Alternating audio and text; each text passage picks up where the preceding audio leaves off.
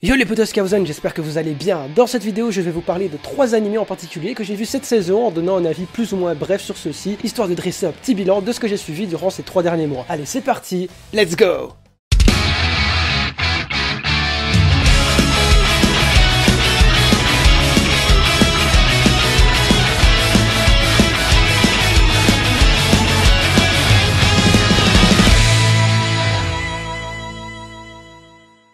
Bon, entrons dans le vif du sujet avec Boruto. Dans le même univers que celui de Naruto, nous allons suivre les aventures du fils de ce dernier, à savoir Boruto, qui cherche à attirer l'attention de son père, peu présent dans la vie du jeune garçon dû à son métier d'Hokage. Parce que oui, Naruto est devenu le 7e Hokage de Konoha. Et ça fait plaisir. On va donc suivre les aventures de Boruto à l'académie accompagné de ses compagnons qui, accessoirement pour une partie d'entre eux, font partie de la progéniture des personnages que l'on avait découverts dans Naruto.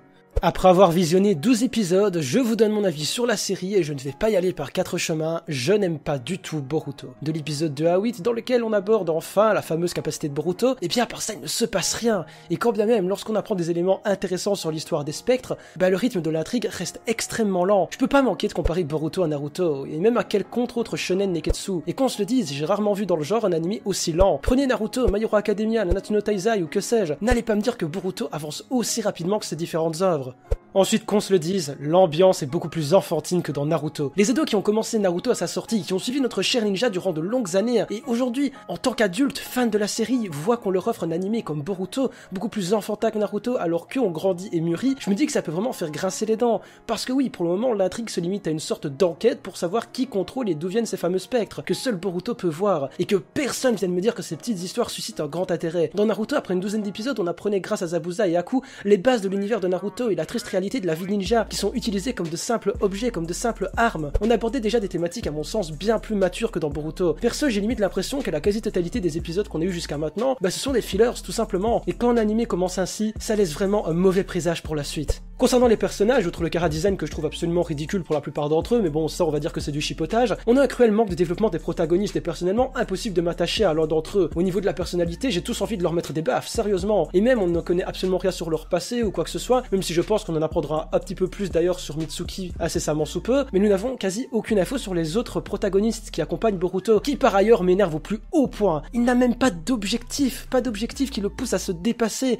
si ce n'est que son père remarque sa valeur, mais c'est assez futile. Je ne dis pas qu'ils doivent vouloir devenir Hokage, mais qu'ils donnent une motivation qui pousse le spectateur à l'encourager, à le soutenir, à s'attacher à lui, comme Kishimoto l'avait très bien fait avec Naruto, ou comme par exemple Oda arrive à le faire avec la quasi-totalité des Mugiwara. Enfin, du côté de l'animation, autant on pouvait reprocher à Naruto Shippuden pas mal de fails à certains moments où le studio devait rush des épisodes, autant dans Boruto, en 2017 s'il vous plaît, mis à part le fait que ce soit de la Full HD, en termes d'animation, on fait pas mieux du tout. Même les musiques, c'est presque du recyclage de Naruto, ils ont modernisé le village et l'univers en général, alors pourquoi ne pas avoir tenté quelque chose de plus différent? Mais bon, ça rappelait les bons OST de Naruto, pour un nostalgique comme moi, ça peut encore faire plaisir. D'ailleurs, il y avait quelques références assez bien placées, probablement le seul truc qui m'a bien plu dans l'animé. Ce sont les seuls moments pour lesquels j'ai eu quand même un bon gros sourire sur les lèvres, car pour ça, ne comptez absolument pas sur l'humour présent dans Boruto, parce que c'est pas drôle. Alors que ce qui fait pour moi un bon gros shonen negetsu des familles, c'est quand même des situations qui te font taper des bonnes grosses barres. Et à ce niveau-là, c'est un échec à rajouter. Du coup, la question à laquelle je répondrai pour chacun des animés traités dans cette vidéo, est-ce que je continue Boruto?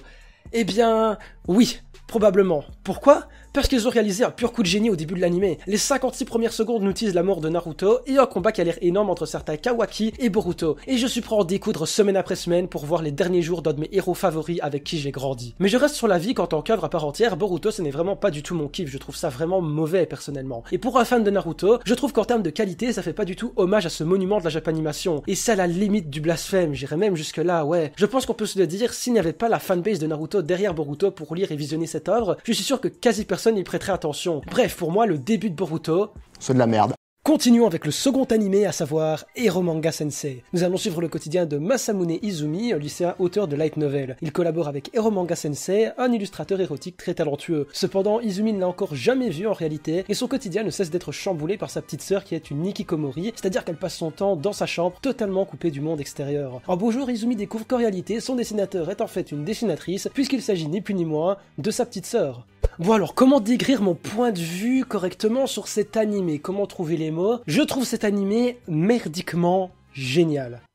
Oui, Abonnez-vous. Bon, tout d'abord, même souci que pour Boruto, ça n'avance absolument pas. On tourne en rond, et l'intrigue se révèle plutôt inintéressante. Car là où je pensais au départ trouver un anime qui allait nous en apprendre peut-être plus sur les light novels, bon, pas autant que Bakuman sur la création d'un manga et le système éditorial, mais juste quelques infos plic-ploc pour enrichir notre culture dans ce domaine, bah non. On va juste s'attarder sur la formation d'un harem pour le héros avec des personnages aussi vides que l'intrigue qui vont tomber sous le charme de Masamune. Alors évidemment, ce fameux Masamune, vous le remarquerez assez tôt, il est amoureux de sa petite sœur.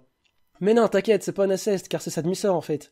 Sa demi-sœur. Putain, va falloir un jour dire au créateur qu'il faut assumer le inceste ou arrêter de se planquer derrière le fameux « c'est pas grave, on n'a pas le même sang ». Que ce soit pour Eromanga Sensei, Kiss X6 ou une multitude d'autres animés, assumez ou arrêtez, punaise. Si vous voulez être malsain, soyez-le jusqu'au bout. Sinon, niveau animation, c'est top, c'est du A1 Pictures, le chara design des persos est plutôt sympa, et on a malgré des personnages relativement osef, Sagiri qui est juste absolument trop kawaii. Mais alors pourquoi est-ce que je trouve cet animé à la fois merdique et génial? Bah c'est tout simplement parce que je ne me suis pas ennuyé devant le moindre épisode d'Eromanga Sensei. J'ai vraiment apprécié le visionnage de cette première saison, malgré tous les défauts assez évidents de l'animé. J'ai du mal à décrire exactement ce que j'ai ressenti, cet animé m'a pas mal réchauffé le cœur à certains moments, je ressortais vraiment jamais déçu. Non, Eromanga Sensei, malgré ce que j'ai dit précédemment, j'ai pas mal apprécié l'air de rien. J'ai gardé évidemment le meilleur pour la fin, Shingeki no fucking Kyojin.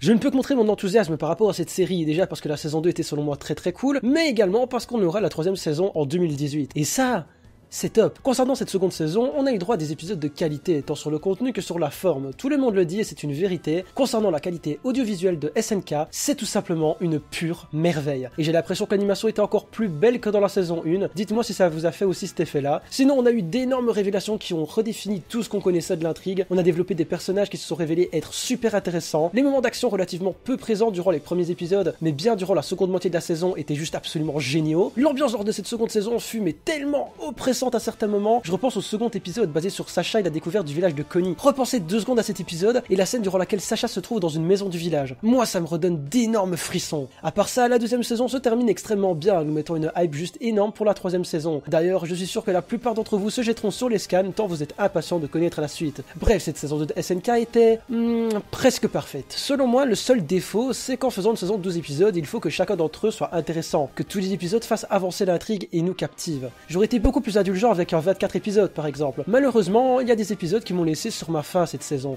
comme l'épisode 8 par exemple, celui du flashback de Mikasa. Je suis désolé, mais cet épisode ne servait absolument à rien, si ce n'est nous faire un petit peu plus accrocher à Hans, ce qui servira pour la fin de la saison, mais dédier un épisode à ça, c'est assez lourd. Mis à part ce petit défaut, selon moi, cette saison était juste parfaite, c'était purement génial. Et je me demande encore si aujourd'hui, quelqu'un pourrait me sortir et clamer haut et fort que SNK n'est pas une œuvre absolument géniale. Et voilà les amis, on arrive à la fin de cette vidéo. J'ai choisi de ne pas parler de My Hero Academia pour la simple et bonne raison que j'aborderai cet animé à la fin de la seconde saison. Je prépare également une vidéo entièrement dédiée à un animé coup de cœur que j'ai visionné durant ce printemps, parce que non, je n'ai pas visionné que 3 animés cette saison. Ceux qui me suivent sur les réseaux sociaux savent duquel je veux parler. N'hésitez pas à me dire si cette vidéo vous a plu, j'ai tenté un truc un petit peu nouveau. Si je vois que vous kiffez, je referai exactement la même chose à la fin de chaque saison. Sur ce, je vous souhaite une bonne journée, une bonne soirée, à la prochaine.